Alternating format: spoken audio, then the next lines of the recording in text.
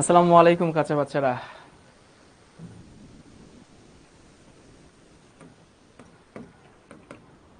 কেমন আছো সবাই?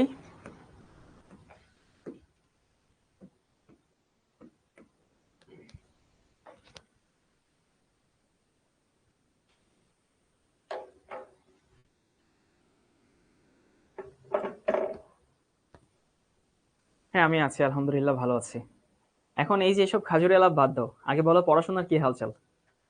যেটুকু পড়াচ্ছি, যতটুকু পড়ানো হচ্ছে, যেতটুকু হোমওয়ার্ক দেওয়া ছিল সেগুলো কি ঠিক ঠিক মতো করছো কিনা? তোমাদের লাস্ট ক্লাসে আমি একটা হোমওয়ার্ক দিছিলাম, রাদারফোর্ড এবং বোর, এদের তুলনাগুলো অবশ্যই লিখে রাখতে হবে। সবাই কি লিখে রাখছো? লিখে রাখতে হবে, কিন্তু আসলে লিখে রাখতে হবে, কারণ এই জিনিসগুলো তুমি যদি একদিন, 2 দিন, 4 দিন করে স্কিপ করো, আস্তে আস্তে করে স্কিপ করো, তাহলে দেখবা যে হচ্ছে আস্তে আস্তে পিছিয়ে যাচ্ছ। প্রতিদিনই বলি, সফলতার ম্যাজিক হচ্ছে রেগুলারিটি, সফলতার চাবিকাঠি হচ্ছে রেগুলারিটি। তো বিন্দু মিলে সিন্ধু হয়। তো তুমি যদি একটা করে স্টোন আস্তে আস্তে আস্তে আস্তে জমাতে থাকো, একটা সময় দেখবা সুন্দর একটা স্ট্যাচু হয়ে যাবে। আবার ওই একদিন 2 দিন করে হচ্ছে বসে থাকবা, দেখবা কিছুই হবে না।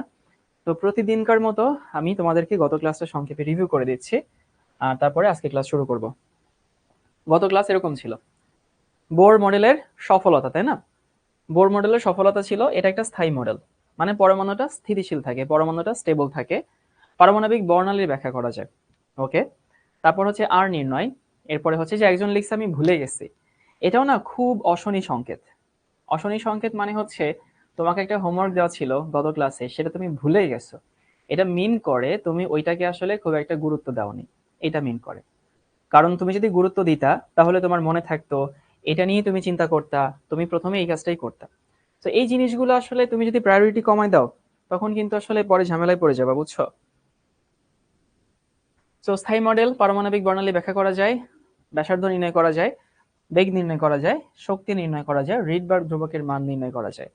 সীমাবদ্ধতার এখানে বলছিলাম কিছু অস্পষ্ট কথা ছিল, যে কথাগুলোর মানে তোমরা জানতা না। একটা হচ্ছে এটা একটা 2D মডেল।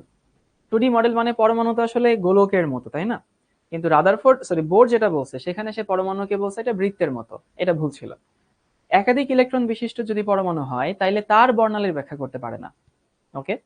এবার ইলেকট্রনকে যদি সে কণা হিসেবে চিন্তা করছে, কিন্তু আমরা কি জানি, ইলেকট্রন কণাও হয়, ইলেকট্রন তরঙ্গও হয়। তারপর হাইজেনবার্গের অনিশ্চয়তা নীতির কোনো ব্যাখ্যা উনি দিতে পারেন নাই। তারপরে হচ্ছে জিম্যান প্রভাবের ব্যাখ্যা দিতে পারেন নাই, স্টার্ক প্রভাবের ব্যাখ্যা দিতে পারে নাই। ওকে। তারপরে হচ্ছে আমরা দেখলাম যে এটা তোমাদের হোমওয়ার্ক দেওয়া ছিল, ব্যাসার্ধ নির্ণয়। ব্যাসার্ধ নির্ণয়ের ক্ষেত্রে আমরা কোন এককে শিখছি? সব হচ্ছে সিজিএস এককে শিখছি। সিজিএস মানে হচ্ছে যখন এই সি এর মানটা কি হয়ে যায়, সি এর মানটা 1 হয়ে যায়। ওকে। তো সি এর মানটা 1 হইলে আর এর একটা ইকুয়েশন থাকে, এবং ইকুয়েশনটা আমরা বের করছি কিভাবে? একটা হচ্ছে কেন্দ্র তাকে যে বল আকর্ষণ করে সেইটা, একটা সে যে বরাবর ছিটকে যেতে চায় সেইটা, একটা হচ্ছে এই যে Z E square by R square, আরেকটা হচ্ছে M V square by R. এই দুটোকে সমান লিখে এরপরে হচ্ছে আমরা দেখছিলাম যে এখান থেকে আর এর একটা ইকুয়েশন পাওয়া যায়, এবং এখান থেকে ভি এর একটা ইকুয়েশন পাওয়া যায়। তোমাদেরকে বলছিলাম আজকের ক্লাসে আমরা এটার ম্যাথ করব। মনে আছে এটুকু? সবার কি মনে পড়ছে?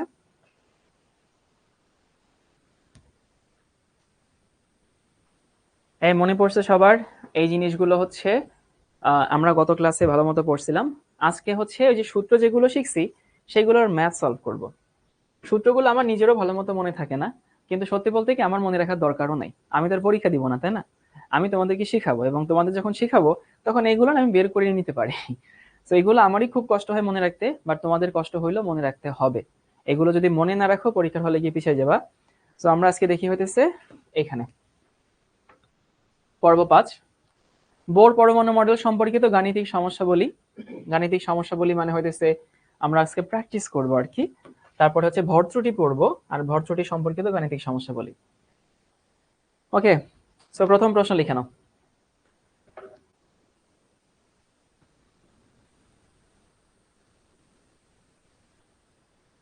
আর তোমাদের উপরে ভরসা করতে পারি না, তোমরা ক্যালকুলেশন করো ভুলভাল, এই জন্য আমি একটু আমার কাছে ক্যালকুলেশন গুলো একটু বের করে রাখি, যেন উত্তরটা এখানে দেখে দেখে বসাতে পারি।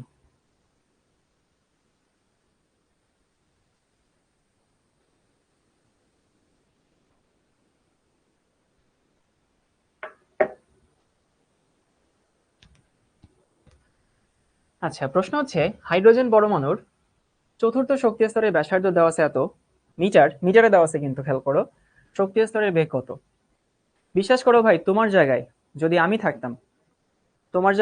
থাকতাম, আমি যখন এই প্রশ্নটা পড়তাম, আচ্ছা তানজিনা বলছে অঙ্কগুলো কি খাতায় নোট করবো? হ্যাঁ অবশ্যই খাতায় নোট করবা, কারণ আমি তো তোমাদের নোট করার সময় দেই। তোমাদের শিক্ষতে যতগুলো ক্লাস হয়, এটা বোধহয় সব থেকে আমার ক্লাস নোট করা সহজ। এটা কি সত্যি কথা?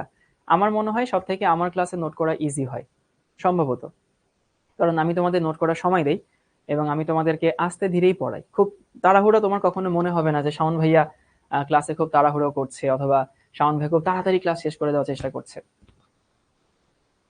সো তোমার জায়গায় যদি আমি থাকতাম, তাহলে আমি কয়েকটা জিনিস মাথায় নিতাম অঙ্ক পড়ার সাথে সাথে। হাইড্রোজেন পরমাণু মানে জেড এর মান হচ্ছে 1। দেখো তো এটা প্রশ্ন পড়ার সাথে সাথে মাথায় নেওয়া যায় কিনা? অবশ্যই মাথায় নেওয়া যায়। এরপরে চতুর্থ শক্তি স্তরে ব্যাসার্ধ এত মিটার দেওয়া আছে। যেহেতু আমি ফর্মুলাগুলো জানি হইতেছে সিজিএস এ, তাহলে আমি সাথে সাথে লিখে নিতে পারি 9.5 ইন্টু 10⁻⁻10 এর জায়গায় -8 সেন্টিমিটার। এইটুকু আমি প্রথমেই হইতেছে বলে নিতাম।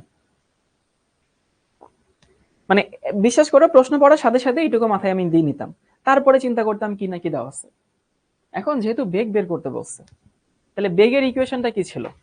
বেগের ইকুয়েশন ছিল এইটা, যে ভি সমান, এখানে ছিল হইতেছে 2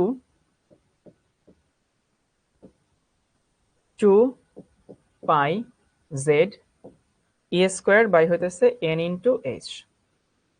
এই হচ্ছে আমার বেগের ইকুয়েশন। এখন আমি জানি অনেকের মনে হচ্ছে যে এই ইকুয়েশনে ভ্যালু বসাবো, কিন্তু দেখো তো ভাই আমাদের আর দেওয়া আছে ভি বের করতে বলছে। তার মানে এই অঙ্কের জন্য এই ফর্মুলা অ্যাপ্লাই করা যাবে না। আবারও বলতেছি, অনেকের মনে হতেই পারে যে এই অঙ্কে আমি এই ফর্মুলা দিয়ে অঙ্ক করব, কিন্তু এই অঙ্কটা না এই ফর্মুলা দিয়ে করা যাবে না। কেন যাবে না? কারণ তোমাকে আর আছে ভি বের করতে বলছে। তাহলে আর এবং ভি এইটা যে সম্পর্কিত সূত্র সেটা নিতে হবে। এখন আমাকে বলো তো আর এবং ভি এই সম্পর্কিত সূত্র কোনটা? এমন একটা সূত্র বলো যে সূত্রে আরও আছে ভিও আছে। খুবই ইজি পিজি ভাই। ওই যে আমাদের যে বোর মডেলের দ্বিতীয় স্বীকার্য সেখানেই তো আছে। সেটা কি ছিল? এম ভি আর সমান এন ইন্টু এইচ বাই হচ্ছে 2 পাই, তাই না? এবার প্রত্যেকটা ভ্যালু বসাই। এবং সত্যি বলতে কি এই ফর্মুলাটা আবার এসআই এর জন্য সত্যি, এই ফর্মুলাটা সিজিএস এর জন্য সত্যি। এই ফর্মুলাতে কোনো শর্ত নাই। তো যেহেতু আমরা সব সিজিএস এ বের করছি, এখানেও সিজিএস এ বের করি। দেখো এম এর মান দেওয়া আছে কত? এম এর মান হচ্ছে একটা ইলেকট্রনের ভর, সেটা কত? 9.11 10⁻⁻28 ইন্টু ভি আমরা বের করব। আর এর মান দেওয়া আছে হচ্ছে 9.5 ইন্টু 10⁻⁻8। যদি কেউ চিন্তা করো যে ভাইয়া আমি হচ্ছে এই মিটার থেকে সেন্টিমিটারে কেন নিছি বা কিভাবে নিছি, একটু মনোযোগ দিয়ে শোনো। মনে রাখবা ছোট এককে মানটা বড় হয়, আর বড় এককে মানটা ছোট হয়। কি বলছি ভাইয়া? একক যদি ছোট হয় তাহলে তার ভ্যালুটা হয় বড়, আর একক যদি বড় হয় তার ভ্যালুটা হয় ছোট। যেমন ধরো আমরা তো জানি যে হইতেছে 1 মিটার সমান হচ্ছে 100 সেন্টিমিটার। এখন এই যে 1 মিটার সমান যদি 100 সেন্টিমিটার হয়, মানে 1 মিটার যদি 100 সেন্টিমিটার হয়, তাহলে মিটার হচ্ছে বড় একক, ওখানে ভ্যালুটা ছোট, দেখছো 1। আর সেন্টিমিটার ছোট একক, এখানে ভ্যালুটা বড় 100। তাহলে এখানে মিটার আছে, সেন্টিমিটারে নিবা। সেন্টিমিটারে যদি নিতে চাও তাহলে কিন্তু ভ্যালুটা বড় হবে মানে হচ্ছে 100 গুণ বড় হবে। সো এই যে 10⁻⁻10 থেকে 10⁻⁻8 হলো, কারণ 10⁻⁻10 থেকে 10⁻⁻8 হচ্ছে বড়। ওকে, ভ্যালুটা বড় হয়েছে কিন্তু। যাই হোক, এখানে এম বসাইছি, ভি বসাইছি, আর বসাইছি সমান এন। এন এর মান কত? এন এর মান হচ্ছে 4। এইচ এর মান কত? 6.626 10⁻⁻27। খবরদার এখানে কিন্তু 34 হবে না, 2 পাই তো 2 পাই। এবার তুমি যদি এখানে ভি এর মানটা বসাও, কেউ যদি ভাই এখানে এসআই তে করে কোনো সমস্যা নেই, এই সূত্রে এসআই এর জন্য জায়েজ আছে। তাহলে আমরা যে ভি এর যে মানটা পাবো, ভি এর মানটা আমার কাছে করা আছে, দেখো তো এটা দাঁড়ায় কিনা। সেটা হচ্ছে 4.87।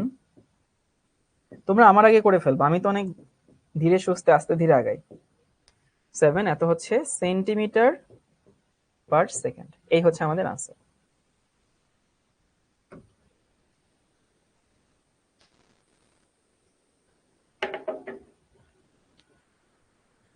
তন্নি আনসার দিছে, সুমাইয়া আনসার দিছে, তারপরে হচ্ছে তৌফিক আনসার দিছে। কখন এসআই করব, কখন ওইটা কখন বুঝান। তুমি এখানে এসআই করতে পারো, মেইনলি এই ইকুয়েশন সিজিএস এর জন্য, বাট এটা এসআই সিজিএস একটাতে করলেই হয়, কোনো সমস্যা নেই। আচ্ছা, মারিয়া আফনান বলছে ভাইয়া মিলছে, ওকে ঠিক আছে, গুড। আব্দুর রহমান, ওরও মিলছে। সেটা এমন আহামরি কঠিন প্রশ্ন ছিল না, সহজ প্রশ্ন ছিল। আবারও বলতেছি, জাস্ট আর এর যে ইকুয়েশন দেখাইছিলাম আর ভি এর যে ইকুয়েশন দেখাইছিলাম, ওই দুইটা ইকুয়েশন হচ্ছে শুধু সিজিএস এ নিতে তুমি বাধ্য। বাকি সবখানে তুমি যে সিস্টেমে নাও কোনো সমস্যা নেই। এখানে তুমি যদি এসআই তে নিতা তাতেও কোনো সমস্যা ছিল না। আমরা নেক্সট ম্যাথে যাই।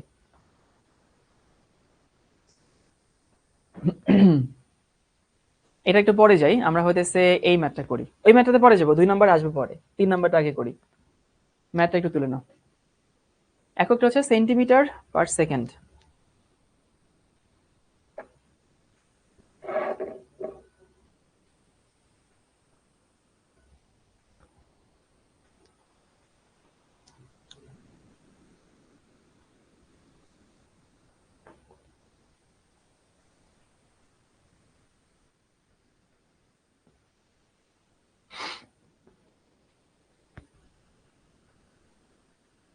ফারহানুর বলছে ভাই আমি শুধু শিখর ক্লাসে যা করাই ওগুলো নোট করি, কিন্তু বই থেকে কোনো নোট করি না।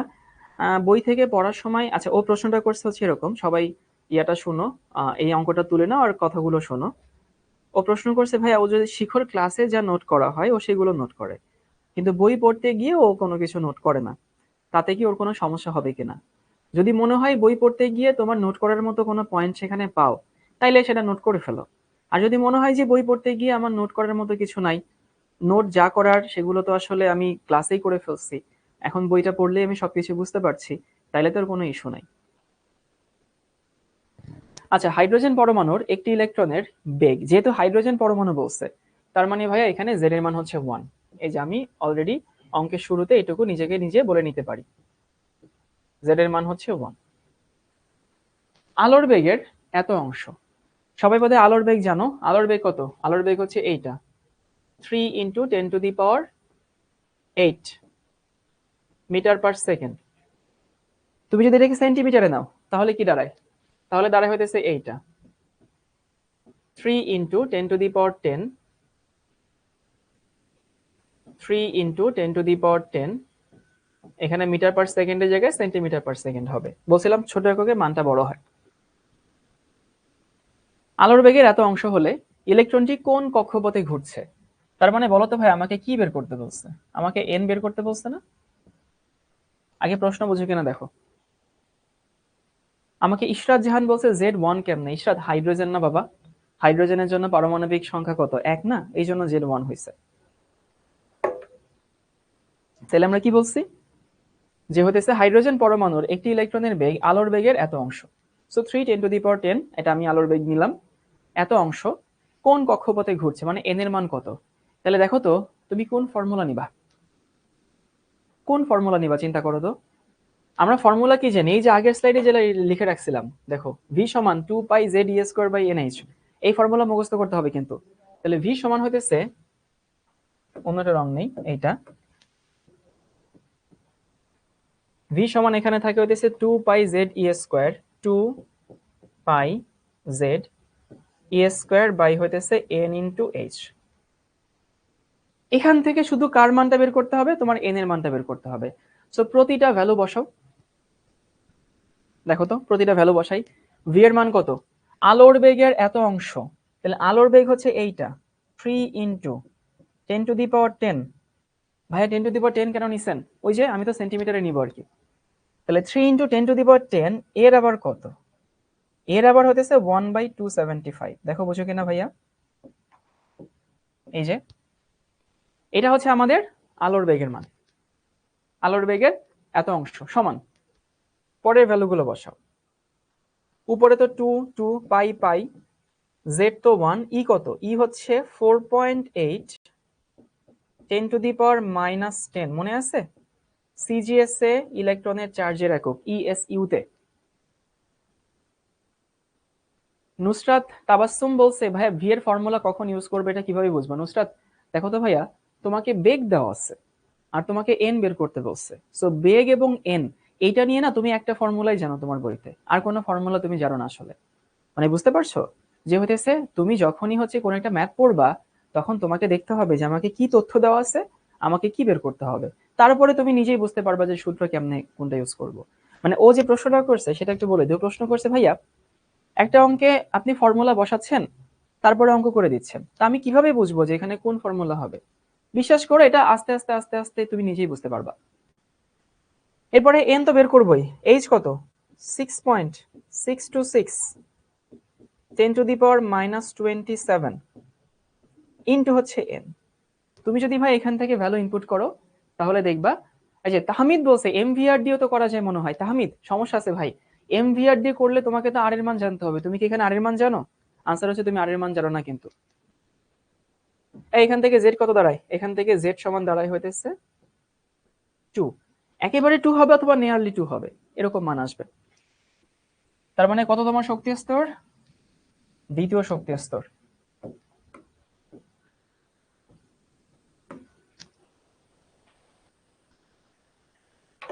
আমাকে একজন জিজ্ঞেস করছে ভাই জেডটা কি? জেড হচ্ছে পারমাণবিক সংখ্যা। এইচ এর মানটা কথা বল, এইচ এর মানটা হচ্ছে প্লাঙ্কের ধ্রুবক। দেখবা এন এর মানটা হচ্ছে প্রায় 2 এর কাছাকাছি হবে আর কি। ওকে ঠিক আছে, গেল এটা। এবং একটা কথা হচ্ছে তোমরা যখন এই অভ্যাসটা এখন থেকেই করো, যেহেতু মাত্র কলেজে উঠছো, কোনো অঙ্কের যখন আনসার বের করবা তখন অবশ্যই আনসারটার এখানে একটা বক্স করে আটকে দিবা। বক্স করে আটকে দেওয়ার সুবিধা কি জানো? তুমি যখন অ্যাডমিশন দিবা, তোমরা জানো বুয়েটে হচ্ছে রিটেন পরীক্ষা হয় আর ডিউতে হচ্ছে রিটেন পরীক্ষা হয়। সো বুয়েটে রিটেন এবং ডিউতে যখন রিটেন হয় তখন স্পেস কিন্তু খুবই লিমিটেড থাকে। এমন না যে তুমি ইচ্ছা মতো লুজ শিট নিয়ে তারপর লিখবা, কখনোই না। এখন ওইসব জায়গায় যদি এমন হয় ওখানে তো কেউ দেখা দেখি করে না। তো তোমার আনসার যদি ঠিক হয় তাহলে তোমার অঙ্কও ঠিক আছে। ওখানে টিচাররা তো গোড়াও না যে এই নিয়মে না করলে তোমাকে নাম্বার দিব না, ওই নিয়মে কেন করছো, শর্টকাট কেন করছো। ওখানে যে যেমনে পারে সে তেমনে করে আর কি, বুঝছো? তো যে খাতা দেখবেন যিনি আর কি, যে স্যার ধরো, সেখানে উনি যদি আনসারটা বক্স করে আগে থেকে ওনার চোখে দেখে তখন ওনাকে না কষ্ট করে ম্যাথের প্রসেস দেখতে হয় না। উনি বুঝে গেছেন আনসার যেহেতু মিলছে ওর অঙ্ক কিন্তু হয়েছে, তখন স্যারের জন্য কাজটা সহজ হয়ে যায়। আর যখন স্যারের জন্য কাজটা সহজ হয়ে যায় তখন এমনিতে তোমার প্রতি স্যারের একটা একটা সমীহ কাজ করে। কিছু কিছু প্রশ্ন আসবে যেখানে স্যারের হাতে নাম্বার থাকে, যেমন ধরো রাদারফোর্ড মডেলের সীমাবদ্ধতা, বোর মডেলের সীমাবদ্ধতা, বোর মডেলের সফলতা বা রাদারফোর্ড বোর মডেলের তুলনা, এই টাইপের প্রশ্নে স্যারদের হাতে নাম্বার থাকে। তো তোমার সাথে যদি স্যারের আগে থেকেই হচ্ছে সখ্যতা হয়ে যায় খাতার মাধ্যমে, তখন ওইসব জায়গায় স্যার তোমাকে বেশি নাম্বার একটু হলেও দিবেন। তো এই জন্য সবাই এখন থেকে অভ্যাস করবা, কোনো অঙ্ক যদি করা হয় সাথে সাথেই তুমি হচ্ছে বক্স করে আটকে দিবা ওটাকে। এই অভ্যাসটা এখন থেকে করো। ওকে, সো আমরা দ্বিতীয় শক্তি স্তর পাইলাম। এর হচ্ছে নেক্সট ম্যাথ লিখে নাও।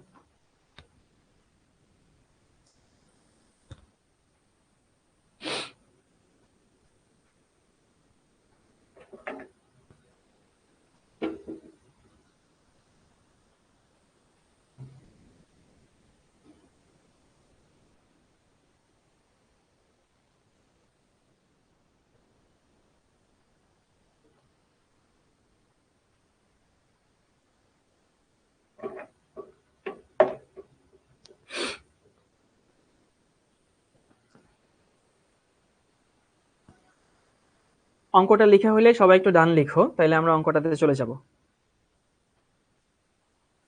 আচ্ছা, একজন জিজ্ঞেস করছে ভাইয়া ওই অঙ্কটাতেই যদি আমার আনসার 1.5 আসে, মানে আমার আনসার যদি 1.5 আসে তাইলে আমি কি আনসার দিব? এখন এখানে একটা মজার প্রশ্ন বলে, আচ্ছা অঙ্ক কি আমরা মেলাই নাকি অঙ্ক মেলানো থাকে বলো তো? আমার প্রশ্ন হচ্ছে অঙ্ক কি আমরা মেলাই নাকি অঙ্ক মেলানো থাকে? ভাই অঙ্ক কিন্তু মেলানো থাকে, অঙ্ক আমরা মেলাই না। তো যিনি এই অঙ্কটা বানাইছেন, এই তথ্যগুলো দিচ্ছেন, তিনি আসলে করেই অঙ্কটা দিচ্ছেন। তোমার এখানে আনসার কখনোই 1.5 আসবে না, হয় আসবে হইতেছে 2.0000 টাইপের কিছু একটা, অথবা তোমার অঙ্কে আসবে হইতেছে 1.9999 এরকম কিছু একটা। তো এমন একটা মান আসবে যেখানে তোমার জন্য ডিসিশন নেওয়াটা খুব সহজ হবে। অনেকে কমেন্ট করছে বইয়ের সাথে আমার সূত্র মিলে না। হ্যাঁ, বইয়ের সাথে আমার সূত্র মিলবে না, কারণ বইতে এসআই তে করছে। তুমি চাইলে এসআই তে করতে পারো, কোনো সমস্যা নাই। বাট সিজিএস করাটা ভালো। সিজিএস করাটা তোমাদের জন্য সেফ জোন অ্যাডমিশনের জন্য। আমাকে বলছে প্রমাণ করো। আচ্ছা, করলাম প্রমাণ। হাইড্রোজেন পরমাণুর পঞ্চম কক্ষপথে মানে হইতেছে পঞ্চম শক্তি স্তরে আবর্তনশীল ইলেকট্রনের বেগের তুলনায়, মানে পঞ্চম শক্তি স্তরের আবর্তনশীল ইলেকট্রন বেগের তুলনায় প্রথম শক্তি স্তরে আবর্তনশীল ইলেকট্রনের বেগ 5 গুণ হবে। দেখো তো ভাই, আমাদেরকে কি চাইছে? V1 বাই হইতেছে V5 সমান হচ্ছে 5, এটা চাইছে, নাকি V5 বাই V1 সমান 5 এটা চাইছে? আগে আমাকে বলো কোনটা চাইছে, উপরেরটা নাকি নিচেরটা? এইটুকু কিন্তু ধরতে হবে অঙ্ক পড়ে। অর্ক ভৌমিক বলছে এইসব ম্যাথগুলো কি সিজিএস এ করবো? হ্যাঁ, সিজিএস এ করা ভালো। এই কোনটা চাইছে, প্রথমটা নাকি দ্বিতীয়টা? নিচেরটা চাইছে। অঙ্কটা ভালো মতো পড়ো তো, বাংলা পড়ো, বাংলা।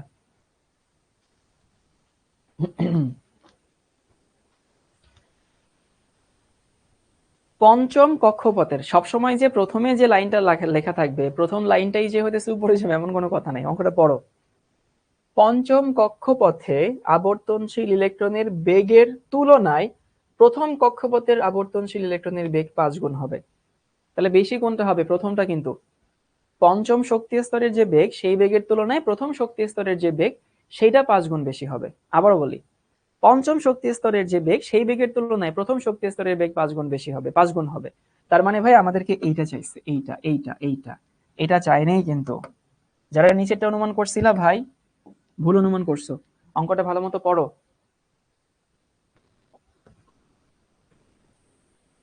পঞ্চম শক্তি স্তরে যে বেগ, সেই বেগের তুলনায় প্রথমটা 5 গুণ। তাহলে প্রথমটা 5 গুণ মানে কি? প্রথমটা বেশি। বুঝতে পারছি কি? এখন হচ্ছে আমাদেরকে এটা ডিফাইন করতে হবে যে হচ্ছে কিভাবে কি আছে।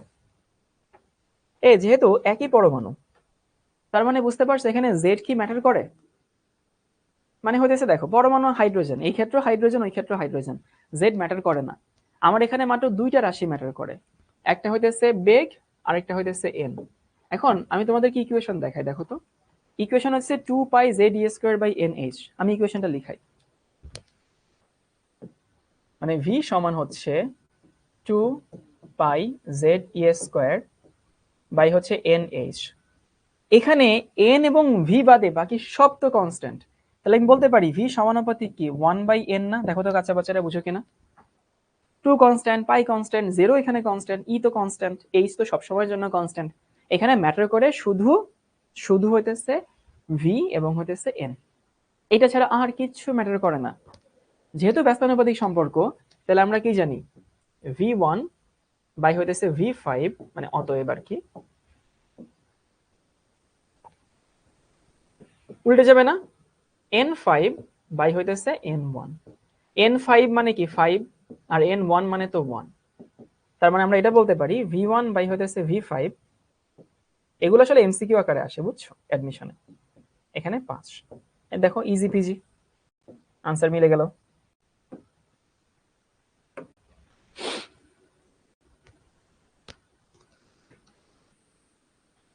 সবাই কি বুঝিয়ে আছি কাঁচা বাচ্চারা? আচ্ছা, রাতুল জিজ্ঞেস করছে ভাই এইচ কি? এইচ হচ্ছে প্ল্যাঙ্কস কনস্ট্যান্ট। ওর নামের মধ্যেই লুকায় আছে যে প্ল্যাঙ্কের ধ্রুবক। যারা বুঝো না তাদেরকে আবার বলতেছি। হাইড্রোজেন পরমাণুর জন্য পঞ্চম শক্তি স্তরে আবর্তনশীল ইলেকট্রনের বেগের তুলনায় প্রথম কক্ষপথে আবর্তনশীল ইলেকট্রনের বেগের 5 গুণ হবে।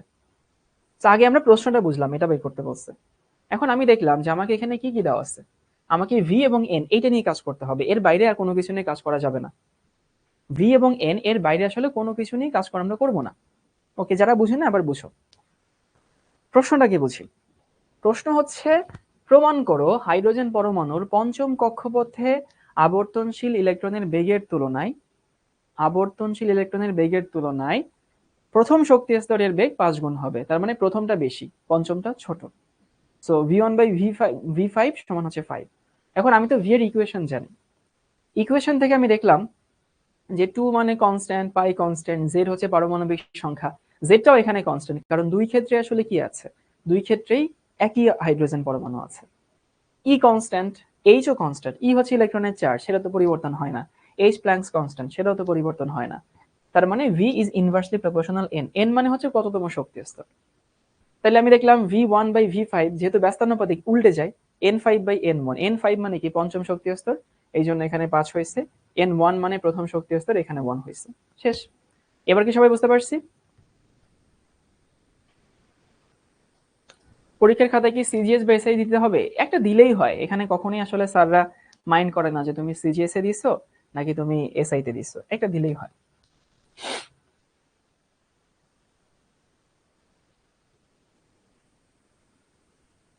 ওকে, এই প্রশ্নটা লিখে নাও।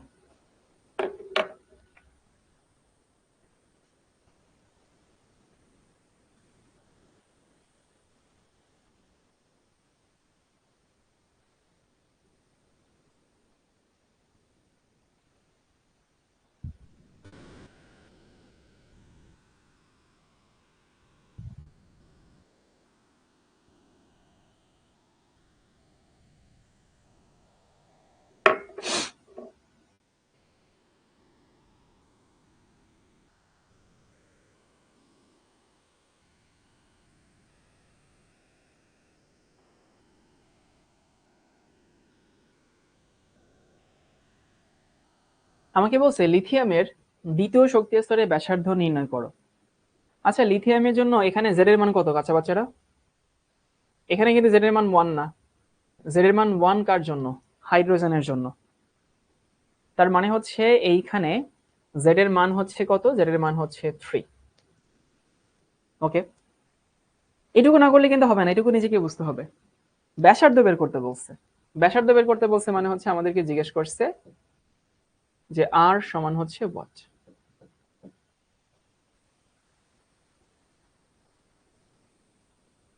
দেখো তো বাকিটুকু তোমার জন্য কত সহজ হয়ে যায়। তুমি চাইলে ভাই পুরো ফর্মুলাটা অ্যাপ্লাই করতে পারো, তুমি চাইলে এটা অ্যাপ্লাই করতে পারো। দেখো তো মনে আছে ফর্মুলা? আর সমান হইতেছে 5.3 ইন্টু 10⁻⁹ ইন্টু হইতেছে এন স্কোয়ার বাই হইতেছে জেড।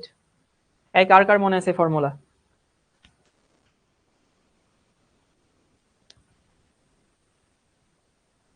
হুমায়ুন ডাক্তার বলছে জেড মানে কি? জেড মানে পারমাণবিক সংখ্যা। আয় হায়, এত পরে এসে যদি জিজ্ঞেস করো জেড মানে কি, তাহলে তো সমস্যা। মনে আছে ফর্মুলা? জেড মানে পারমাণবিক সংখ্যা। যদি কারো মনে না থাকে তাহলে এই ফর্মুলা অ্যাপ্লাই করতে পারো, যদি কেউ এটা মনে না থাকে সরাসরি আর এর ফর্মুলা অ্যাপ্লাই করতে পারো, বাট এটা বেশি সহজ। তাহলে আমরা কি জানি? আমরা জানি হইতেছে এইটা 5.3 ইন্টু 10⁻⁹ যে তোমাকে বলছে দ্বিতীয় শক্তি স্তর, তার মানে এখানে 2 তার স্কোয়ার। আর জেড এর মান কত? জেড এর মান হচ্ছে 3। তাহলে এখানে থাকে হইতেছে এটা 7.06 10⁻⁹ 7.06 10⁻⁹ এত centimetre. Easy PG lemon squeegee, তাই না? এই হচ্ছে আমাদের আনসার।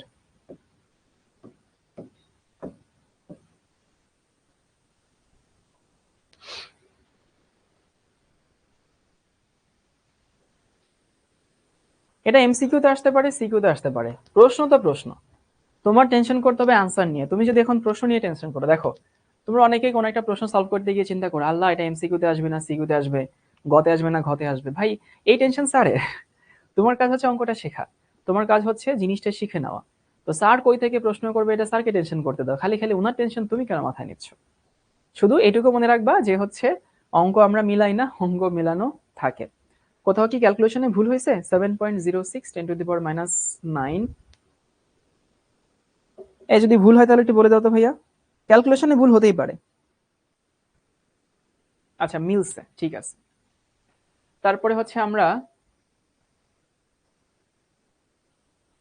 ওই যে 2 নম্বর ম্যাথটা করি।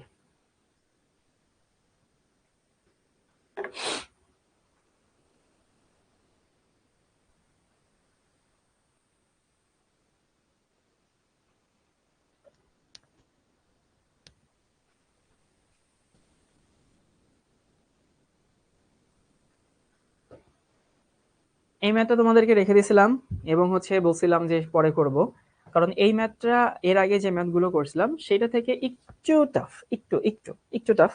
বাট আমি জানি তোমাদের কাছে কিছু না।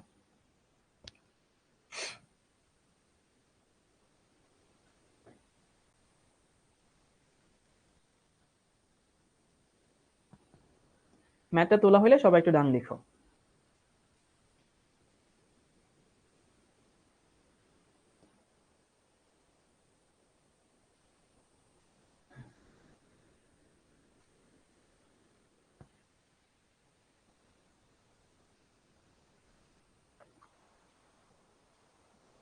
ওকে, আমরা একটু প্রশ্নটা পড়ি। হাইড্রোজেন পরমাণুর তৃতীয় শক্তি স্তরে হাইড্রোজেন পরমাণুর তৃতীয় শক্তি স্তরে ইলেকট্রনের বেগ নির্ণয় করো। তার মানে ভি বের করতে বলছে। এখন এই যে ভি বের করতে বলছে ভাই, এটা তো খুবই ইজি পিজি জিনিস, এটা তো সবাই পারে। হাইড্রোজেন পরমাণু তৃতীয় শক্তি স্তরে ইলেকট্রনের বেগ, এটা তো ভাই সবাই পারে। ইলেকট্রনটি প্রতি সেকেন্ডে কতবার আবর্তন করে? সো প্রথম অংশটুকু আগে আমরা চিন্তা করি, প্রথমটুকু করার পরে তারপর হইতেছে আমরা পরের অংশটুকু চিন্তা করব। তাহলে কাঁচা বাচ্চারা ভি এর ইকুয়েশন কি ছিল? 2 pi Z E square by N H, তাই না? ভি সমান হইতেছে এইটা, 2 pi Z E square by হচ্ছে এন ইন্টু এইচ। এই হচ্ছে ভি এর মান।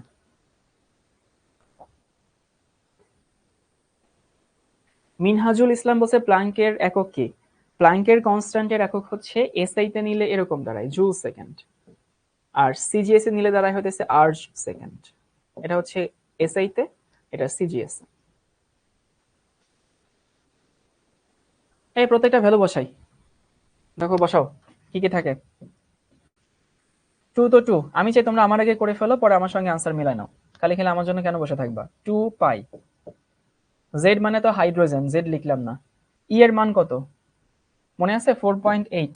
ইএসইউ তে মান বসাবো 4.8 ইন্টু 10⁻⁻10। তার আবার কি হবে? তার আবার স্কোয়ার হবে। এন হচ্ছে তৃতীয় শক্তি স্তরে 3 ইন্টু প্ল্যাঙ্কস কনস্ট্যান্টের মান হইতেছে 6.626 10⁻27।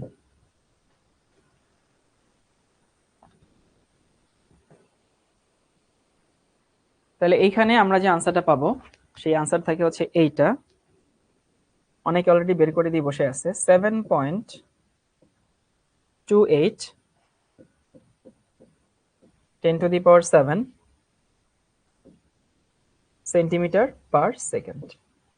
এই হচ্ছে একটা আনসার আমাদের অঙ্কের, একটা পার্ট হয়ে গেল।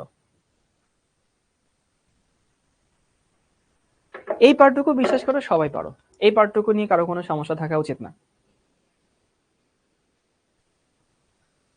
সবাই এটুকু লিখে হলে ডান লিখো। আচ্ছা, আমাকে একজন বলছে, মাজিদুল বলছে, ভাইয়া ভি এরও তো একটা শর্টকাট আছে। হ্যাঁ, ভি একটা শর্টকাট আছে মাজিদুল, কিন্তু কথা হইতেছে এই ফর্মুলাটা ইটসেলফ খুব বড় ফর্মুলা না, বুঝছো? তো যেহেতু এটা খুব বড় ফর্মুলা না, এই জন্য আমরা নতুন করে আরেকটা শর্টকাট মনে রাখছি না। আর এর ফর্মুলাটা অনেক বড় দেখে একটা শর্টকাট আমরা মনে রাখি। এবার আসি পরের অংশটুকু। পরের অংশটুকুতে কাহিনী আছে। সবাই লেখা বন্ধ করো, কমেন্ট করা বন্ধ করো, মনোযোগ দিয়ে শোনো কি বলি। পরের যে অংশটুকু আমাদেরকে বলছে সেখানে আবার একটু বলছে প্রতি সেকেন্ডে কতবার আবর্তন করে, তাই না? প্রতি সেকেন্ডে কতবার আবর্তন করে। এখন পরমাণুতে এরকম কক্ষপথগুলো বৃত্তাকার, তাই না? অবশ্যই কক্ষপথগুলো হচ্ছে বৃত্তাকার। যখন কোন একটা ইলেকট্রন পুরো একটা পূর্ণ কম্পন সম্পন্ন করে, তখন সে কি 2 পাই আর পরিমাণ দূরত্ব কভার করে না? বুঝি তো? 2 পাই আর কি বলছি ভাই? যখন একটা ইলেকট্রন সম্পূর্ণ বলয় কমপ্লিট করে, আবারও বলতেছি, যখন একটা ইলেকট্রন সম্পূর্ণ বলয় কমপ্লিট করে তখন সে 2 পাই আর পরিমাণ দূরত্ব কভার করে। ওকে, ভালো কথা। তাহলে আমরা কি বলতে পারি যে হইতেছে একটা ইলেকট্রনের বেগ এটা পাইছি, ওকে। সো এই বেগকে আমরা যদি সময় দিয়ে গুণ করি তাহলে কি পাই? দূরত্ব পাই না? তোমরা অবশ্যই এই ইকুয়েশন জানো যে হইতেছে এস সমান কি? এস সমান হইতেছে ভি ইন্টু টি, সবাই জানি। তাহলে আমরা বলতে পারি যে হইতেছে এখানে ভি এর মান কত? ভি এর মান হইতেছে 7.28 ইন্টু 10⁻⁷ হইতেছে 7, আর সেকেন্ড আসলে 1 সেকেন্ড। এই যে প্রতি সেকেন্ড বলছে না, এই যে প্রতি সেকেন্ড, প্রতি সেকেন্ড মানে এখানে সময়টা হইতেছে 1। তাহলে আমি কি বলতে পারি যে প্রতি সেকেন্ডে ওই ইলেকট্রনটা এতটুকু দূরত্ব কভার করে। দেখো বুঝে কিনা, এত সেন্টিমিটার দূরত্ব কভার করে। আবারও বলতেছি, দেখো আমি যেটা পাইলাম সেটা ইলেকট্রনের বেগ ছিল।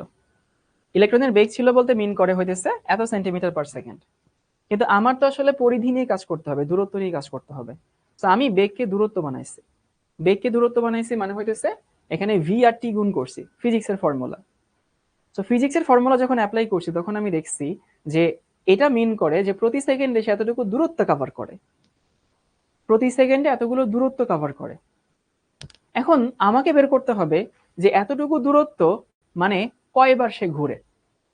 সেটা তো খুব ইজি পিজি, সে আমি কি জানি 2πr, এইটুকু যদি দূরত্ব কভার করে দেখো তো, তাহলে সে কতবার ঘুরে? একবার ঘুরে না? এই বুঝো কিনা যে 2πr এইটুকু যদি কভার করে তাহলে সে একবার ঘুরে। আমাকে কি জিজ্ঞেস করছে? আমাকে বলছে এতটুকু যখন কভার করবে তখন কতবার ঘুরবে। তাহলে আমি বলতে পারি কি থাকে এখানে 7.28 10⁻⁷ এত সেন্টিমিটার যখন কভার করবে তখন সে কতবার ঘুরবে, সেটা হচ্ছে এইটা 7.28 10⁻⁷ বাই হইতেছে 2πr।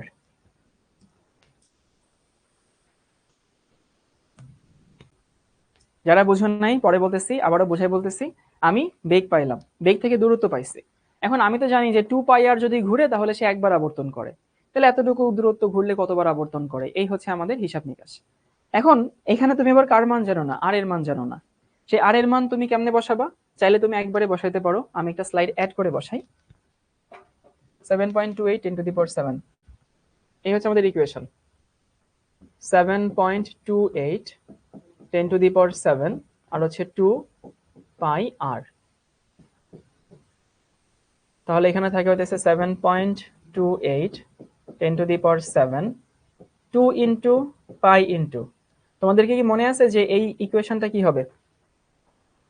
ইকুয়েশন ছিল হচ্ছে এইটা 5.3, আর এর ইকুয়েশন নিজেই তো ভুলে গেছে আল্লাহ।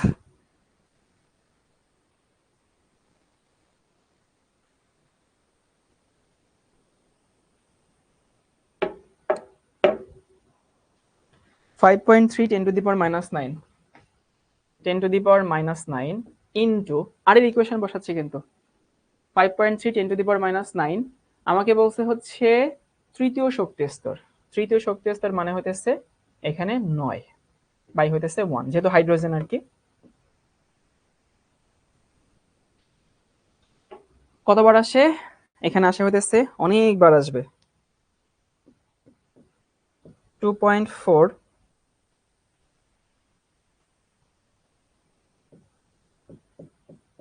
ইন্টু 10⁻14, এতবার।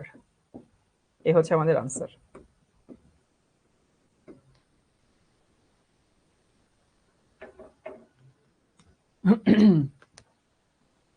তাহলে আর এর ইকুয়েশনটা কি বসাইলাম? এই ইকুয়েশনটা বসাইলাম যেটা তোমাদেরকে এতক্ষণ ধরে শিখাইছি। আর সমান হচ্ছে 5.3 ইন্টু 10⁻⁹ ইন্টু হইতেছে উপরে হচ্ছে n স্কয়ার বাই হইতেছে z।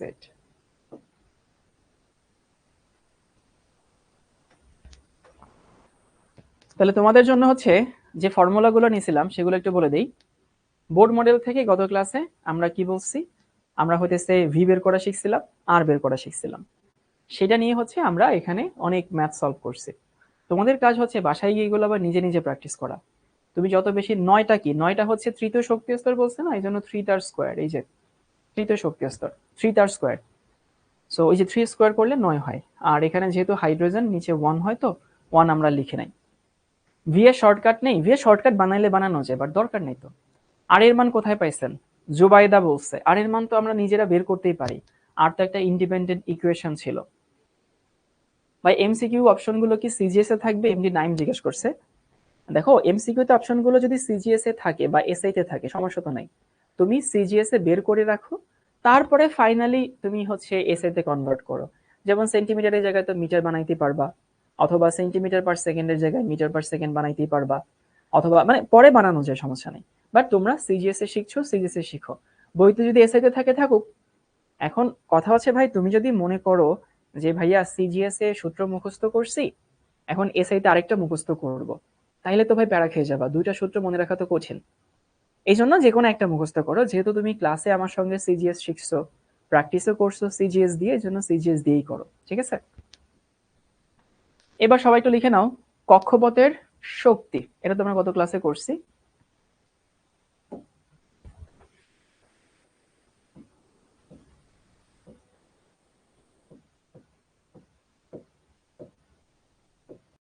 কক্ষপথের শক্তি, এটাকে আমরা ই বলি আর কি, বুঝছো? তোমাদেরকে গত ক্লাসে দেখাইছিলাম বোর মডেলের সফলতা কি কি ছিল, মনে আছে? দেখো মনে পড়ে কিনা। বোর মডেলের সফলতা ছিল হইতেছে কি কি জানি ছিল এখানে।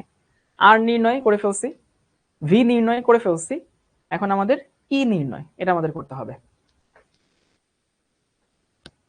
এখন কক্ষপথের শক্তি, এই ইকুয়েশনটা তোমাদের দেখাইতে হবে, কিন্তু এটা দেখাইতে গেলে আবার একটা সমস্যা আছে। সমস্যা হচ্ছে এইটার প্রমাণ যদি কেউ বইতে দেখো, মানে তোমাদেরকে যেরকম আমি ভি এবং আর এই দুইটা প্রমাণ দেখাইছি, এইটার না প্রমাণটা করতে গেলে ক্যালকুলাস লাগে, ইন্টিগ্রেশনের দরকার হয়। তো ইন্টিগ্রেশনটা তোমরা এখনো শিখো নাই, আমি জানি কয়েকজন শিখে আসছো যারা হচ্ছে একটু অ্যাডভান্স ছিল শুরু থেকে। তো যে ইন্টিগ্রেশনের যে ব্যাপারটা সেটা তোমরা এখনো আসলে শিখো নাই, তার জন্য আমি এটার প্রমাণ দেখাচ্ছি না। সো প্রমাণটা দরকারও নাই। তোমরা যদি কখনো ইন্টিগ্রেশন শিখে আসো, এটা সেকেন্ডারি গিয়ে হয়তো শিখবা, তখন হচ্ছে তোমাদেরকে প্রমাণটা হয়তো কোনো একদিন দেখানো হবে, অথবা তোমরা নিজেরাই বুঝতে পারবা। আমি শুধু ইকুয়েশনটা লিখে দিচ্ছি, সবাই একটা ইকুয়েশনটা লিখে নাও, এটাও বিরাট বিরাট একটা equation.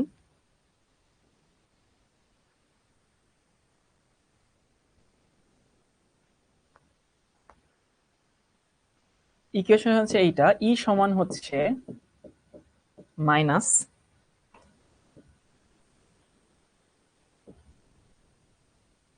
Two pi square M Z square E to the power 4 M square H square.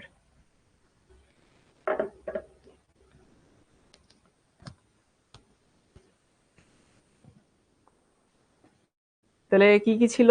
Two pi square M Z square E to the power 4, এটা মাইনাস আছে আগে, আর নিচে হচ্ছে এম স্কোয়ার এইচ স্কোয়ার। এবং এটাও হচ্ছে কোন সিস্টেমে করা? এটাও সিজিএস সিস্টেমে করা, সিজিএস। আর প্রত্যেকটা যদি মান বলি, টু এর মান তো তুমি জানো, তারপরে পাই এর মান তো তুমি জানো, এখানে এম এর যে মান, এই মানটা হইতেছে এইটা, ইলেকট্রনের ভর 9.11 10 টু দি পাওয়ার মাইনাস 28 গ্রাম।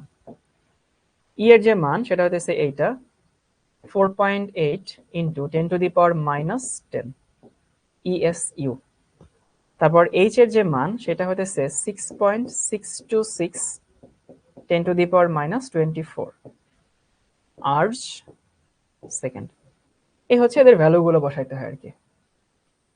এখন আমি জানি অনেক কোমলমতি হৃদয়ে একটা প্রশ্ন আসছে।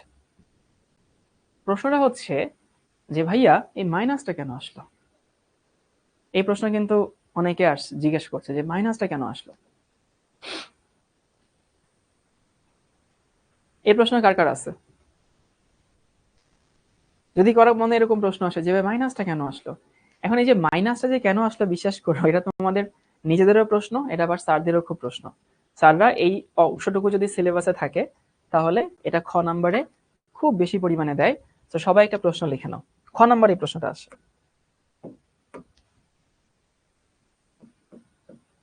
খ নম্বরে হইতেছে মানে প্রশ্নটা এরকম যে কক্ষপথের শক্তি ঋণাত্মক কেন?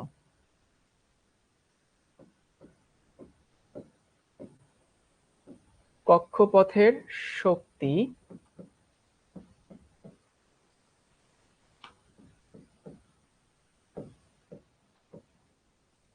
ঋণাত্মক কেন, এই হচ্ছে প্রশ্ন।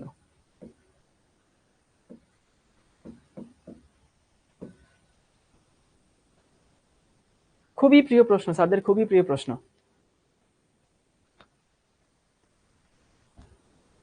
যে কোনো একটা কক্ষপথের শক্তি নেগেটিভ কেন? এবার সবাই কমেন্ট করা বাদ দিয়ে একটু একটু একটু হচ্ছে মনোযোগ দিয়ে শোনো। সেটা হচ্ছে, তোমরা কি জানো যে কোন একটা বস্তু, ধরো এই হচ্ছে ভূমি, এখানে একটা অবজেক্ট আছে, ভূমির সাথে একটা অবজেক্ট আছে, আর এইখানে একটা অবজেক্ট আছে, ভূমি থেকে উপরে, ধরো উপরে উঠানো হয়েছে সামহাউ। আমাকে বলো তো ভাই, এটা হচ্ছে অবজেক্ট 1, এটা হচ্ছে অবজেক্ট 2, কার মধ্যে এনার্জি বেশি? কি মনে হয়? প্রশ্ন হচ্ছে যে এর মধ্যে এনার্জি বেশি নাকি এর মধ্যে এনার্জি বেশি? কি মনে হয়? চিন্তা করো, বুঝে শুনে আনসার দিবা কিন্তু। গুড, এটা সবাই পারছো। আমরা জানি যে এর মধ্যে এনার্জি বেশি। এনার্জি বেশি কারণ এর মধ্যে অনেক বিভব শক্তি যুক্ত আছে, তাই না? যারা ওয়ান আনসার দিচ্ছে তারা কি চিন্তা করে আনসার দিচ্ছে আল্লাহ মাহবুদ জানে। ভাই 2 নম্বরের মধ্যে শক্তি বেশি। অর্থাৎ জিনিসটা মিন করে যে কোনো বস্তু নর্মালি হতেছে কি হয়, দেখো পৃথিবী ওকে টানে, মানে পৃথিবী ওকে টানে, সো ও কিন্তু নিচের দিকে যেতে চায়, কিন্তু তার বিপরীত দিকে গেছে। সো সারমর্ম হচ্ছে কোনো বস্তু যখন প্রতিকূল পরিবেশে থাকে, খেয়াল করো, কোনো বস্তু যখন প্রতিকূল পরিবেশে থাকে তখন তার মধ্যে এনার্জি বেশি থাকে। একটা কথা আছে যে the pain that doesn't kill you makes you stronger. এই কথাটা তোমরা কখনো শুনছো কিনা, আমি রিপিট করি আবার। The pain that doesn't kill you makes you stronger. ব্যাপারটা হচ্ছে এরকম যে সেই বেদনা বা সেই ব্যথা বা সেই আঘাত যেটা তোমাকে মেরে ফেলে না, সেটা তোমাকে স্ট্রং বানায়। এটা সত্যি কথা। যারা ধাক্কা খায় জীবনে, যারা জীবনে অনেক বাধার সম্মুখীন হয়, তারা জীবনে বেশি শক্তপোক্ত হয়, তারা মেন্টালি অনেক বেশি স্ট্রং হয়। আর যারা সবসময় হইতেছে সুন্দর পরিবেশে থাকে, সবার ভালোবাসা পেয়ে অভ্যস্ত, ওরা না মেন্টালি স্ট্রং একটু কম থাকে, কারণ ওরা তো জানে না যে ধাক্কা জিনিসটা কি বা ধাক্কা খাইলে কিভাবে এটা হ্যান্ডেল করতে হয়। তো মনে রাখবা যে যে যত বেশি বেদনার মধ্যে দিয়ে যাচ্ছে সে তত বেশি স্ট্রং, যে যত বেশি কষ্ট করছে সে তত বেশি শিখছে। তো তোমাদের মধ্যে যদি এমন হয় যে অনেক অভিযোগ তো আমাদের আছে, আমাদের হচ্ছে হয়তো মনে হতে পারে যে আমার ফ্যামিলি সলভেন্ট না, আব্বু আম্মা আমার শখ আহ্লাদ গুলো পূরণ করতে পারছে না, অথবা ও বাসায় 3-4টা টিচার রাখছে, আমি কেন পারছি না, ও ওর পছন্দ মতো জামা কিনতে পারছে, আমি পারছি না। বিশ্বাস করে এগুলো তোমাকে শেখাচ্ছে, এগুলো তোমাকে স্ট্রং বানাচ্ছে, এগুলো তোমাকে ভবিষ্যৎ দুনিয়ার জন্য প্রস্তুত করছে, এগুলোকে পজিটিভলি নিতে পারো আর কি। মেইন কথা হচ্ছে ভাই, দুনিয়াতে দুনিয়াতে যে যত হচ্ছে প্রতিকূল পরিবেশে থাকে তার মধ্যে এনার্জি তত বেশি হয়। এটুকু তো বুঝছো। এই বস্তুটা কিন্তু নিচের দিকে যেতে চাই, বাট তুমি তাকে উপরে নিছো, প্রতিকূল জায়গায় নিছো, প্রতিকূল জায়গায় নিছো, তার মানে তার মধ্যে এনার্জি বেশি। তুমি যদি তাকে আরো প্রতিকূল জায়গায় নিতা, মানে আরো উপরে নিতা, পৃথিবী তোকে টানে, যত প্রতিকূল জায়গায় নিবা ওর মধ্যে তত বেশি এনার্জি জমা হবে। এইটুকু কি সবাই বুঝতে পারছি? তাহলে যে যত প্রতিকূল পরিবেশে থাকে তার এনার্জি তত বেশি, যে যত অনুকূল পরিবেশে থাকে তার এনার্জি তত কম। ওকে, গেল এটা। এখন প্রশ্ন হচ্ছে ভাই, কিসের মধ্যে কি পান্তাবাদের কি, এর মধ্যে কেন এটা বললেন আর কি, তোমাদেরকে বোঝাচ্ছি কেন এর মধ্যে এটা বলছি।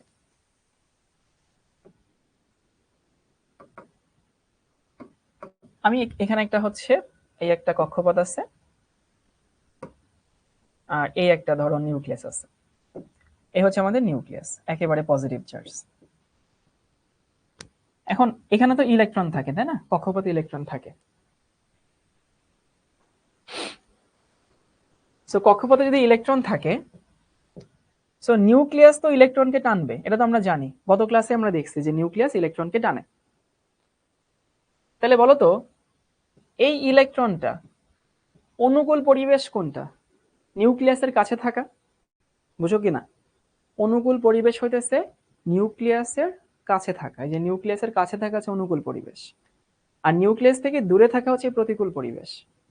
এখন বলো তো এনার্জি কোথায় বেশি হবে, ওই নিউক্লিয়াসের কাছে থাকলে নাকি দূরে থাকলে, কোথায় এনার্জি বেশি হবে? চিন্তা করো তো।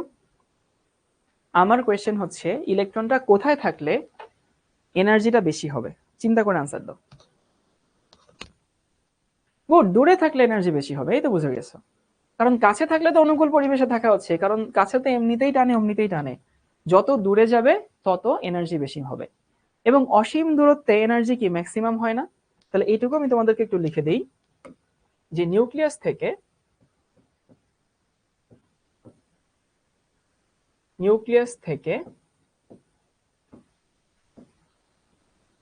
যত দূরে যাওয়া হয়, নিউক্লিয়াস থেকে যত দূরে যাওয়া হয় শক্তি তত বাড়ে।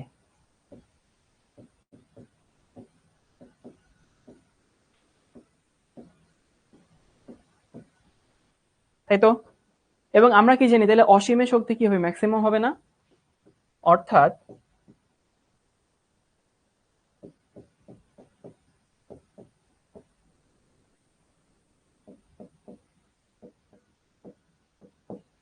অসীম দূরত্বে এই শক্তি সর্বোচ্চ হয়।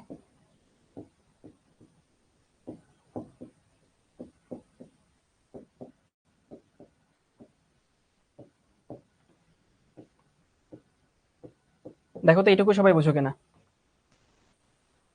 নিউক্লিয়াস থেকে যত দূরে যাওয়া হয় শক্তি তত বাড়ে, এটা তো আমরা বুঝে গেলাম। এইটুকু বোঝানোর জন্য তো কত গল্প করছি, তাই না? এবং তুমি যদি অসীম দূরত্বে যাও, তাহলে এই শক্তিটা ম্যাক্সিমাম হয়, কারণ দূরে গেলে বাড়ে, অসীম দূরত্বে গেলে ম্যাক্সিমাম হয়। ওকে, ভালো কথা। এই ম্যাক্সিমাম যে মানটা, সেই মানটা বিজ্ঞানীরা শূন্য ধরে নিচ্ছে। এবং পরের কথা হচ্ছে, এবং এই সর্বোচ্চ মানকে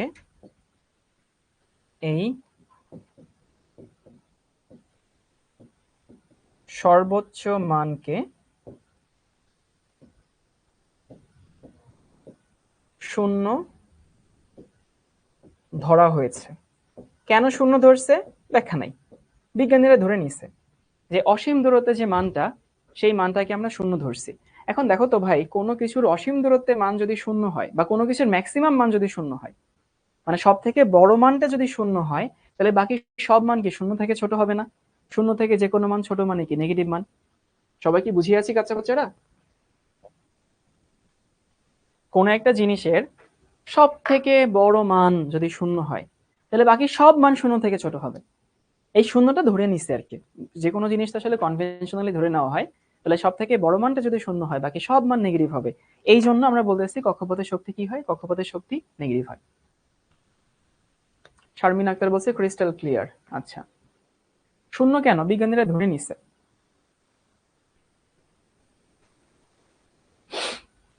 বুঝছি ভাইয়া, বুঝছি, ঠিক আছে।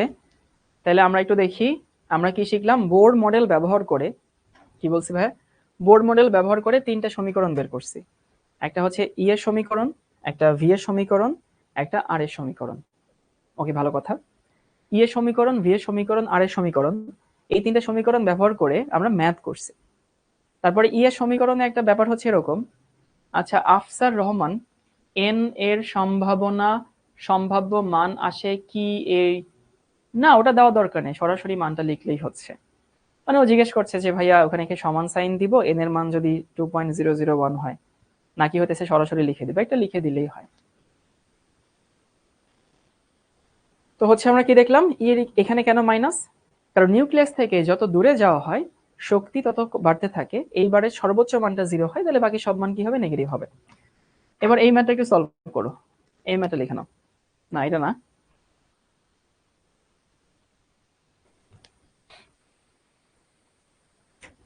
তোমাদেরকে একটা ম্যাথ দিই, দেখি এই ম্যাথটা তোমরা পারো কিনা।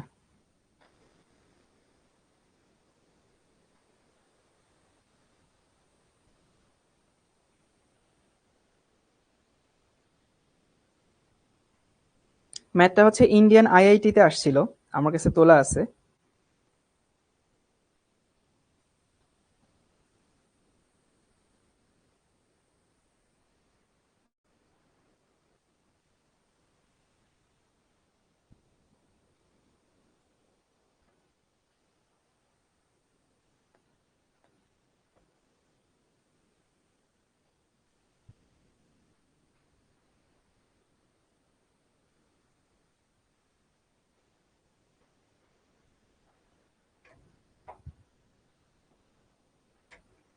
এটা আসছিল হচ্ছে, যে ম্যাথটা দিব সেই ম্যাথটা হচ্ছে, দাঁড়াও একটু লিখে দেই। এটা তোমাদেরকে করাইছি, গতকালকে ক্লাসে করাইছি, বুঝছো, এই জন্য এটা করাচ্ছি না।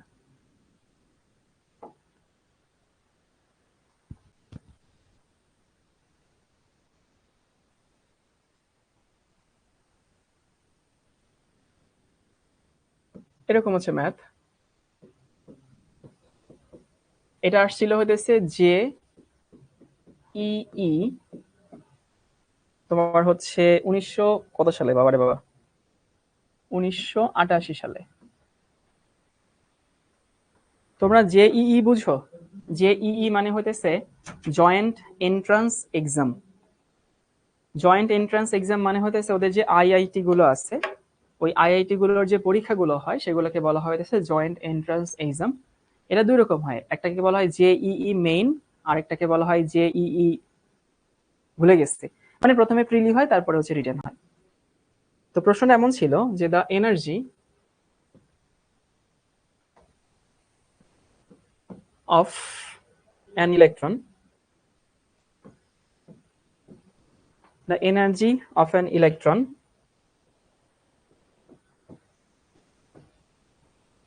in the first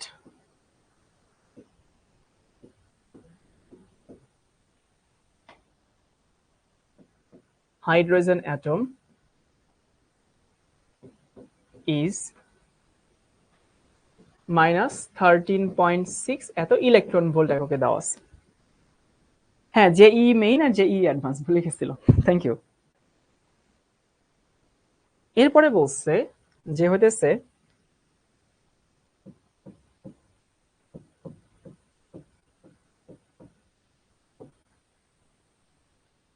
the possible energy value, মানে প্রশ্ন ইংলিশে লেখা ছিল, ইংলিশে লিখে দিচ্ছি, of the excited state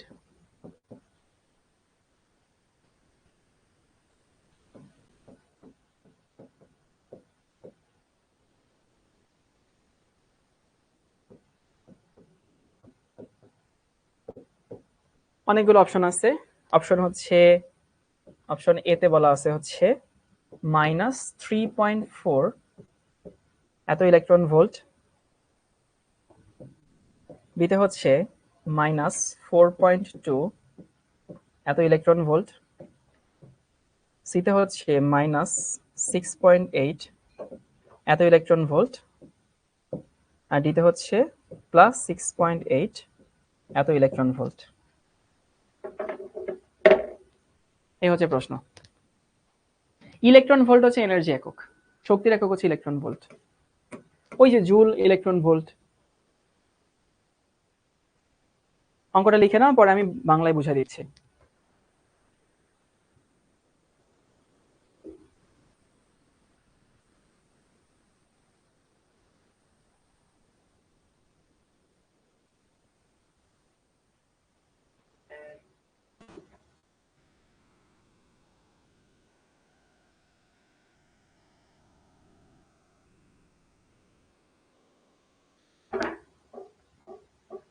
চলো ম্যাথ একটু বোঝার চেষ্টা করি। এখানে বলছে যে the energy of an electron in the first hydrogen atom এত ইলেকট্রন ভোল্ট, মানে একটা হাইড্রোজেনের প্রথম শক্তি স্তরে এনার্জি হতেছে -13.6 ইলেকট্রন ভোল্ট। এটা দেওয়া আছে, মানে বুঝতে পারছো? একটা হাইড্রোজেনের প্রথম শক্তি স্তর মানে গ্রাউন্ড যে স্টেট, সেই গ্রাউন্ড স্টেটের যে এনার্জি, সেই এনার্জির মান দেওয়া আছে এত। The possible energy of the excited states, মানে ইলেকট্রনকে তুমি যদি এক্সাইটেড করো তাহলে উপরে যাবে না? মানে তুমি যদি ইলেকট্রনকে এক্সাইটেড করো তাহলে তো সে উপরে যাবে। তো সেই পসিবল ভ্যালুগুলো কি কি হতে পারে, এই জিনিসগুলো আসলে আমাকে দেওয়া আছে। এখন কাঁচা বাচ্চারা, ডি নাম্বার তো জীবনে উত্তর হবে না, বুঝো তোমরা এটা? মানে ডি নাম্বার জীবনে উত্তর হবে না, কারণ এনার্জি কখনো কি হয় না, এনার্জি কখনোই প্লাস হয় না। সো ডি নাম্বার উত্তর না, ডি নাম্বার বাদ। এখন আমরা একটু দেখব, আমরা এটা দেখব যে তুমি যত বেশি উপরে যাও, একটু সবাই লেখা বন্ধ করো, যত উপরে যাও তত কি শক্তি বাড়বে না? যত উপরে যাবা তত এনার্জি বাড়বে, দেখো বুঝো কিনা? যত উপরে যাবা তত এনার্জি বাড়বে। এই এনার্জি বাড়বে মানে কি? এই যে মাইনাসের পরে যে মানটা, এই মানটা কি ছোট হবে না? এই বুঝো, মাইনাসের পরে মানটা যত ছোট হয় আলটিমেট মানটা তত বড় হয়। এটুকু না বুঝলে কিন্তু আনসার করতে পারবা না। এটা এমন, মানে তোমরা জানো কিনা যে জেইই তে পৃথিবীর যতগুলো ইঞ্জিনিয়ারিং ইউনিভার্সিটি আছে তার মধ্যে ওরা খুব জোস জোস প্রশ্ন করে। প্রশ্নগুলো খুব কঠিনও না, আবার খুব সহজও না, একটু ট্রিকি। এটা এরকম ট্রিকি একটা প্রশ্ন। যত উপরে যাবা, যত দূরে যাবা তত এনার্জি বাড়বে। তত এনার্জি বাড়বে মানে কি? মাইনাসের পরে ওই যে যে সংখ্যাটা আছে সেই সংখ্যাটা ছোট হবে, বাট মানটা বড় হবে। এবং সেটা কি অনুযায়ী হয় আমরা দেখলাম, সেটা হয় হইতেছে যে এন স্কোয়ার হিসাবে, তাই না? তাহলে আমি বলতে পারি এই যে E2 যেটা হবে আর কি, ধরো দ্বিতীয় শক্তি স্তরে E2 সমান কত হবে? E2 সমান হবে হইতেছে ই মাইনাস, তো হবে মাইনাস এইটা, E1 বাই হইতেছে এন স্কোয়ার, মানে হইতেছে 2 তার স্কোয়ার। দেখো বুঝো কিনা? কি বলছি ভাই? E2 মানে হইতেছে E1/2 স্কয়ার। কারণ কি? আমি তো জানি হইতেছে এই যে বর্গের সমানুপাতে হচ্ছে বর্গের ব্যস্তানুপাতে পরিবর্তন হয়। তাহলে E2 সমান কত আসে দেখো। E2 সমান আসে হইতেছে E1 হচ্ছে 13.6 ভাগ হচ্ছে 4। তার মানে থাকে হইতেছে এইটা মাইনাস 3.4। এটা হচ্ছে দ্বিতীয় শক্তি স্তরের হচ্ছে শক্তি। আচ্ছা, তৃতীয় শক্তি স্তর যদি নেই তাহলে কি দাঁড়ায়? E3 সমান কি? মাইনাস E1/3 তার স্কয়ার। তাহলে যদি হচ্ছে আমি 9 দিয়ে ভাগ করি, 13.6 ভাগ হচ্ছে 9, তাহলে এখানে থাকে মাইনাস 1.5 এইটা। এরপরে যদি হইতেছে আমি E4 বের করি সমান মাইনাস E1/16 মানে 4 স্কয়ার। তাহলে এখানে থাকে 16 যদি ভাগ করি তাহলে এখানে থাকে হইতেছে মাইনাস 0.85। বুঝতেছে মানটা ছোট হচ্ছে, মানে মানটা বড় হচ্ছে, কিন্তু এই যে এইগুলো ছোট হচ্ছে, সংখ্যাটা ছোট হচ্ছে। তাহলে সংখ্যাটা ছোট হচ্ছে মানে এখানে যতগুলো মান আছে এই মানটা তো ভাই আরো ছোট, এই মানটা আরো ছোট, বাট এইটা ছাড়া তার কোনো ভ্যালু পসিবল না। তো উত্তর হচ্ছে এ।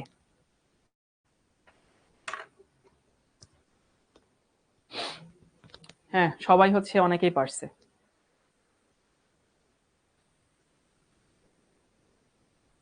যারা বুঝে নাই একটু বুঝাই দিচ্ছি।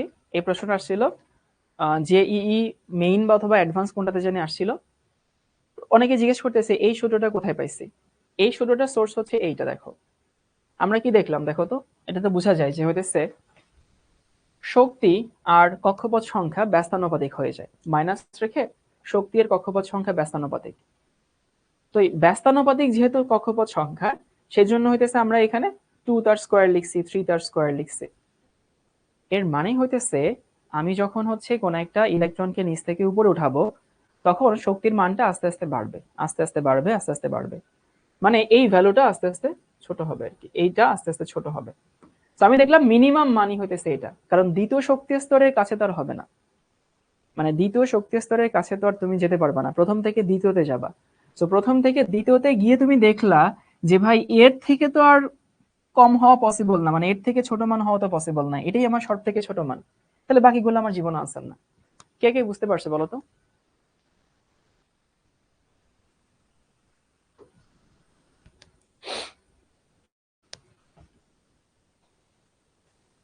সবাই কি বুঝতে পারছি? ম্যাথটা তো সহজ না, কিন্তু ম্যাথটা হচ্ছে একটু বুঝার জিনিস। আচ্ছা, আমি বুঝতে পারছি, আমি বুঝছি ভাই, আমি বুঝছি। ওকে, বুঝতে পারছি, গুড।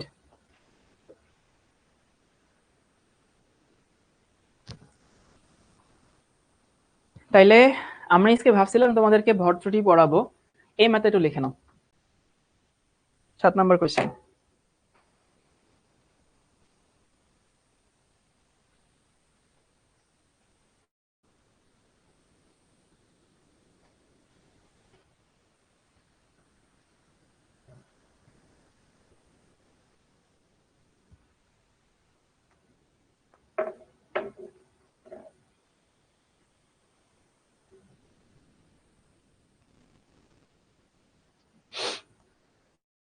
আচ্ছা, অনেকে উপরে E1 কেন বুঝতেছেন? আচ্ছা বাবা, ইকুয়েশনটা কি ছিল দেখো তো। ইকুয়েশন ছিল হইতেছে এইটা। এই যারা এই সূত্র বুঝুনি তাদের জন্য বলতেছে, একটা স্লাইড অ্যাড করে দিই। ই সমান ছিল হইতেছে এইটা, ই সমান হইতেছে 2 pi square M, 2 pi square ছিল, হ্যাঁ, M Z square E to the power 4 by হইতেছে এন স্কয়ার এইচ স্কয়ার, তাই না? এটা মাইনাস ছিল। তাহলে ই সমানুপাতিক মাইনাস 1/n স্কয়ার। দেখো তো এই সমীকরণ তো আসে। তো এই সমীকরণ যদি আসে তাহলে কি দাঁড়ায়? দাঁড়ায় হইতেছে এইটা, যে E2 বাই হইতেছে E1। দেখো E2 বাই হইতেছে E1 সমান, যেহেতু এখানে উল্টে যাবে তার মানে কি দাঁড়ায়? দাঁড়ায় হইতেছে এইটা, যে হইতেছে N2, অথবা এভাবে না, সহজেই বুঝাই দেই। জিনিসটা খুবই সিম্পল, তাই জন্য আমি নিজে বোঝাতে পারছি না। দেখো, তুমি এই ফর্মুলাটা কই থেকে আসছে সেটা কেমনে বুঝবা? একটু একটু ঠান্ডা মাথায় চিন্তা করো। আমি জানি যে নিচ থেকে উপরে গেলে শক্তি বাড়বে, নিচ থেকে উপরে গেলে শক্তি বাড়বে, এটা আমি জানি। শক্তি যদি বাড়ে তাইলে এই যে মানটা, এই যে এইখানে যে মানটা হবে সেই মানটা ছোট হইতে হবে। এই মানটা ছোট হইলেই তো শক্তি বাড়ে, এই মানটা ছোট হইলেই তো শক্তি বাড়ে, এই মানটা ছোট হইলেই তো শক্তি বাড়ে, তাই না? এটা দেখো বুঝো কিনা যারা হচ্ছে বুঝতে চাচ্ছ। মানে এই মানটা যত ছোট হবে তত নিচ থেকে উপরে গেলে শক্তি বড় হবে, এই তো। এখন এই যে এই মানটা যে ছোট হবে, ছোট হওয়া মানে কি? ভাগ করলেই তো ছোট হয়, তাই না? তুমি যখন কোনো জিনিসকে ভাগ করবা তখনই তো মানটা ছোট হয়। তো ভাগ করলে ছোট হয়, এখন কি দিয়ে ভাগ করব? 2 দিয়ে ভাগ করব, না 2 এর স্কোয়ার দিয়ে ভাগ করব, না 2 এর কিউব দিয়ে ভাগ করব? সেটা কেমনে বুঝবো? সেটা হচ্ছে ইকুয়েশন থেকে বুঝবো। দেখো এই যে n তার স্কোয়ার আছে, এই n তার স্কোয়ার আছে, এই জন্য 2 তার স্কোয়ার দিয়ে ভাগ করছি। ইওনের মান কি মুখস্থ? মান কত? ইওনের মান তো যেখানে দেওয়াই আছে, -13.6। এই যে দেখো প্রশ্নে দেওয়া আছে। এবার কি সবাই বুঝতে পারছি ইকুয়েশনটা কিভাবে আনলাম আমি? মানে আমি ভাবছিলাম তোমরা এটা হয়তো এমনিতেই বুঝে যাবা, তার জন্য আর ওখানে তখন এক্সপ্লেন করি নাই। যে নিচ থেকে উপরে গেলে মানটা বড় হয়, তাহলে এইটুকু ছোট হবে। ছোট হবে মানে ভাগ করতে হবে আমাকে। কি দিয়ে ভাগ করতে হবে? ভাগ করব হইতেছে স্কোয়ার দিয়ে ভাগ করব, কারণ সূত্রের মধ্যে স্কোয়ার আছে। এবার এই ম্যাথটা লিখে নাও সবাই। কই জানিছিলাম? এই যে, না এটা না, 6 নম্বর কিন্তু করেই দিছি। আচ্ছা, হাইড্রোজেন পরমাণু প্রথম শক্তি স্তরের শক্তি দেওয়া আছে এত, তৃতীয় শক্তি স্তরের শক্তি কত একক হবে? তাহলে ভাই আগে বলো, তৃতীয় শক্তি স্তরের শক্তি বেশি হবে না কম হবে? তৃতীয় শক্তি স্তরের শক্তি বেশি হবে না কম হবে? অবভিয়াসলি বেশি হবে না? এই বেশি যদি হয় তাহলে আমি বলতে পারি E3 সমান মাইনাস তো থাকবেই, এই 13.58 এর সাথে গুণ করব না ভাগ করব? অবশ্যই ভাগ করব, কারণ ভাগ করলেই মানটা বড় হয়। যেহেতু বলছে তৃতীয় শক্তি স্তর, তার মানে এখানে 3 স্কোয়ার দিয়ে ভাগ করব। গুড, এই যে বুঝে গেছে সবাই। তাহলে এখানে থাকে হইতেছে 13.58 বাই হইতেছে 9 মাইনাস 1.5 এত ইলেকট্রন ভোল্ট। এবার ভাইয়া আচ্ছা লিখে নাও, পরে বলছি।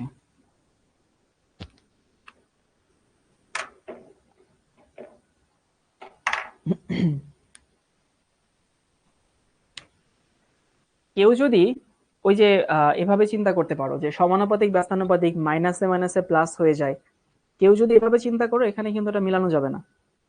তোমরা অনেক সময় ছোটবেলায় যখন করতা তখন সমানুপাতিক ব্যস্তানুপাতিক আনার জন্য মাইনাসে মাইনাস উল্টা দিতা, মাইনাসে মাইনাসে প্লাস করতা, এই টাইপের জিনিসপত্র করতা।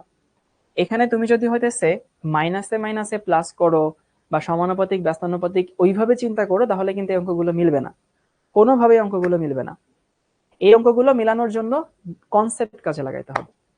কনসেপ্ট হচ্ছে কি? কনসেপ্ট হচ্ছে নিচ থেকে উপরে গেলে শক্তি বড় হবে, তার মানে এই মানটা ছোট হবে। এই মানটা ছোট হইতে গেলে ওকে আমি এটা দিয়ে ভাগ করব। এইভাবে ছাড়া, আবারও বলতেছি, ওই নর্মাল ম্যাথমেটিক্সে তোমরা যেভাবে করতা যে মাইনাস প্লাস করব, ভাগ হয়ে যাবে বাদ হয়ে যাবে, এভাবে করলে কিন্তু হবে না। আর ইলেকট্রন ভোল্ট থেকে যদি জুল বানাইতে চাও, আমি সম্পর্ক বলে দিচ্ছি। 1 ইলেকট্রন ভোল্ট সমান হতেছে 1.6 ইন্টু 10⁻⁹ জুল। এই হচ্ছে সম্পর্ক। ঠিক আছে ভাইয়া, সো আমরা আজকে আর না আগাচ্ছি, আজকে এটুকু থাকুক। আগামী ক্লাসে তোমাদের এই ভর ত্রুটি পড়াবো, বুঝছো? এটা ভাবছিলাম আজকে পড়াবো, বাট সময় নেই। আমরা ভর ত্রুটি হচ্ছে আগামী ক্লাসে পড়বো। তো ঠিক আছে ভাইয়া, এই প্র্যাকটিস গুলো তোমার বইতে দেখবে আরো কিছু ম্যাথড আছে, সেগুলো তোমাকে নিজেকে প্র্যাকটিস করতে হবে। আর শুরু থেকে এই পর্যন্ত সবাই ভালো মতো বই পড়বা, টপিক মিলাই মিলাই বই পড়বা। মিলাই মিলাই বই পড়লে দেখবা ঝামেলা হবে না। ঠিক আছে? আর আগামী ক্লাসে আমরা মাস ডিফেক্ট শুরু করবো, কেউ চাইলে দেখে আসতে পারো একটু।